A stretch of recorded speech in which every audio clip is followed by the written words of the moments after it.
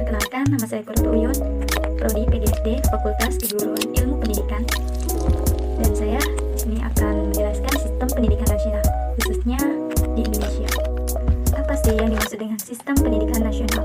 Dan bagaimana sih upaya pembangunan pendidikan nasional itu? Yuk kita simak.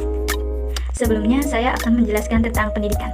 Pendidikan adalah suatu usaha sadar untuk menyiapkan peserta didik agar dapat berperan aktif dan positif dalam kehidupan sekarang dan yang akan datang.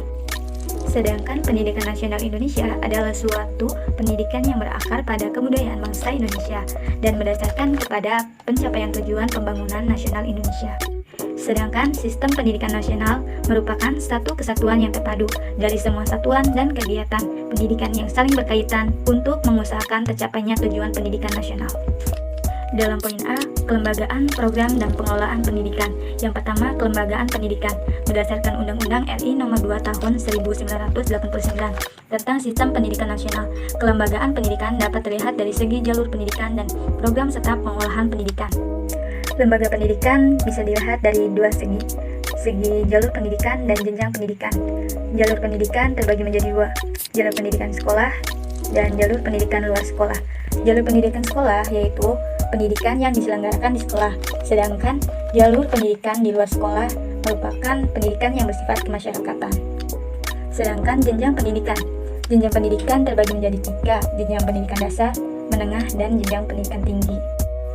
2. Program pengelolaan pendidikan. Jenis program pendidikan adalah pendidikan yang dikelompokkan sesuai dengan sifat dan khusus tujuannya. Undang-Undang Rakyat Indonesia Nomor 2 Tahun 1989, Bab 1 Pasal 1 Ayat 4 Nomor 2 Tahun 1989. Program pendidikan yang termasuk jalur pendidikan sekolah terdiri atas pendidikan utama, pendidikan kejuruan, pendidikan luar biasa, kedinasan, keagamaan, dan lainnya. Selanjutnya, kurikulum program pendidikan, seperangkat mata pelajaran dan materi pembelajaran yang berorganisir.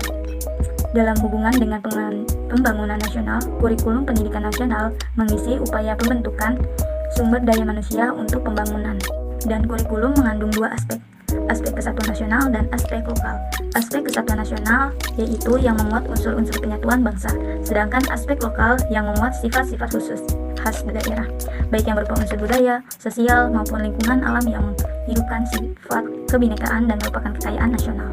Pembahasan selanjutnya yaitu faktor penghambatan dan penunjang pelaksanaan muatan lokal. Faktor penghambatan yang pertama, sifat pelajar itu sendiri yang memberikan tekanan kepada pembinaan tingkah laku, afektif, dan psikomotor. Sedangkan keduanya dilihat dari segi ketenangan. Ketiga, dilihat dari segi proses belajar mengajar. Dan keempat, sistem ujian akhir dan ijazah. Yang kelima, sarana penunjang yang kurang optimal. Faktor penunjang yang pertama, adanya keinginan dari kebanyakan peserta didik untuk secara memperoleh bekal kerja dan pekerjaan yang membawakan hasil. Yang kedua, materi muatan lokal yang dapat dijadikan sasaran belajar cukup banyak tersedia. Dan yang ketiga, ketenangan dan bervariasi. Keempat, adanya materi muatan lokal yang sudah tercantum sebagai materi kurikulum dan sudah dilaksanakan secara rutin, hanya tinggal pembenahannya. Yang kelima, media massa, khususnya media komunikasi visual seperti TV, video, alat komunikasi lainnya. Pembahasan terakhir tentang upaya pembangunan pendidikan nasional terbagi menjadi dua titik jenis upaya pembaruan pendidikan, dan kedua, dasar dan aspek legal pembaruan pendidikan nasional.